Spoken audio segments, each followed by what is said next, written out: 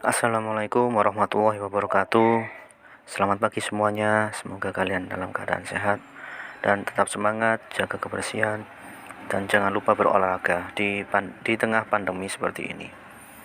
Oke, sekarang Bapak mau menjelaskan mengenai bab 1, yaitu surat lamaran pekerjaan. Kompetisi dasar 3.1 mengidentifikasi isi dan sistematika surat lamaran pekerjaan yang dibaca. 4.1 menyajikan simpulan, sistematika dan unsur-unsur isi surat lamaran baik secara lisan maupun tulis. 3.2 mengidentifikasi unsur kebahasaan surat lamaran pekerjaan. 4.2 menyusun surat lamaran pekerjaan dengan memperhatikan isi, sistematika dan kebahasaan. Tujuan pembelajaran: setelah mempelajari materi ini, siswa diharapkan mampu 1. Mendata sistematika, isi, dan ciri kebahasaan surat lamaran pekerjaan. 2. Menyimpulkan sistematika dan unsur-unsur isi surat lamaran pekerjaan. 3. Menyusun surat lamaran pekerjaan dengan memperhatikan isi, sistematika, dan kebahasaan. 4. Mempresentasikan, menanggapi, dan merevisi surat lamaran pekerjaan yang telah disusun. Ketika Anda sedang mencari pekerjaan, tentu saja yang perlu Anda buat ketika melamar kerja adalah surat lamaran kerja. Surat lamaran pekerjaan merupakan poin penting yang menentukan apakah Anda diterima kerja di tempat yang Anda lamar atau tidak. Setelah mengetahui pengertian surat lamaran pekerjaan, kalian lebih mendalami lagi tentang jenis-jenisnya. Berdasarkan jenis pembuatannya, surat lamaran pekerjaan dapat dikelompokkan ke dalam 2 jenis. A. Surat lamaran pekerjaan yang digabungkan dengan riwayat hidup atau kurikulum vitae. Dalam cara ini, riwayat hidup termasuk isi surat karena isinya berupa gabungan. Cara ini juga disebut dengan model gabungan. B. Surat lamaran yang dipisahkan dari riwayat hidup. Dalam cara ini, riwayat hidup merupakan lampiran dan cara ini disebut model terpisah. Di dalam prakteknya, jenis yang sering dipakai adalah model terpisah, walaupun dalam pembuatannya memerlukan 2 kali kerja. Model ini lebih digemari oleh pelamar kerja karena suratnya tidak terlalu panjang. Kali ini kita akan membahas unsur-unsur lamaran pekerjaan.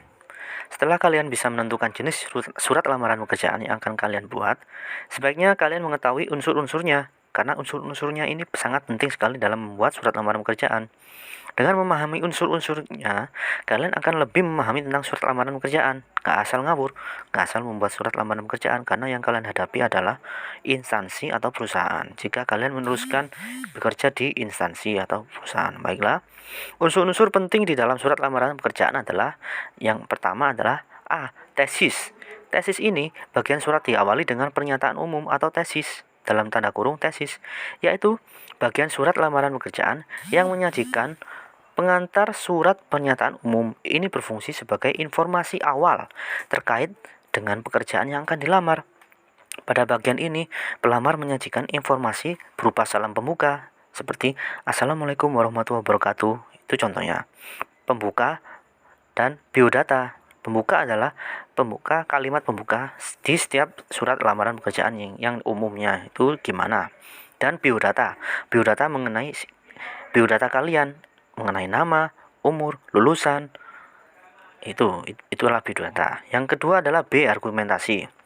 Argumentasi adalah bagian surat lamaran pekerjaan yang menyajikan alasan bagi pemilik lowongan pekerjaan untuk menerima pelamar. Pada bagian ini, pelamar menyajikan informasi berupa fotokopi ijazah, itu sangat penting. Kurikulum vitae atau yang tadi kita pelajari di fungsi surat lamaran pekerjaan ada kurikulum vitae. Dan keterangan lain yang mendukung kompetensi pelamar. Dan yang tidak kalah penting adalah C. Bagian penegasan. Nah, di bagian surat lamaran pekerjaan yang berfungsi sebagai penutup, seperti harapan pelamar, apa sih harapan kalian supaya diterima, itu loh. Itu yang ditulis di surat lamaran pekerjaan. Harapan kalian besar hatinya, besar kiranya kami diharapkan, atau besar kiranya seperti dipertimbangkan surat lamaran pekerjaan kami. Nah, itu contoh seperti penegasan itu. Salam penutup juga tidak lupa, seperti wassalamualaikum warahmatullahi wabarakatuh. Dan nama dan tanda tangan, pasti harus ada namanya dan tanda tangannya. Kalau tidak ada nama dan tanda tangannya, pasti surat lamaran pekerjaan kalian akan hangus. Dari penjelasan yang saya jelaskan, pasti kalian sudah bertanya-tanya kan, atau sudah bisa membayangkan bagaimana sih membuat surat lamaran pekerjaan. Oleh karena itu, lihatlah buka LKS kalian halaman 9. Di situ ada tugas mandiri 1. Nah, di situ ada surat lamaran pekerjaan lengkap dengan yang saya sebutkan tadi, pertanyaan umum, argumentasi, dan penegasan. Itu seperti apa sih? Ya, oleh karena itu, berdasarkan surat lamaran pekerjaan di atas, identifikasilah isi dan sistematika surat tersebut. Isinya termasuk yang pertanyaan umum itu yang bagian mana sih? Dan argumentasi itu bagian mana sih? Terus kalimat penegasan itu yang mana? Nah, tulislah di buku tugas Anda masing-masing. Jangan lupa kirim Japri ke saya ya.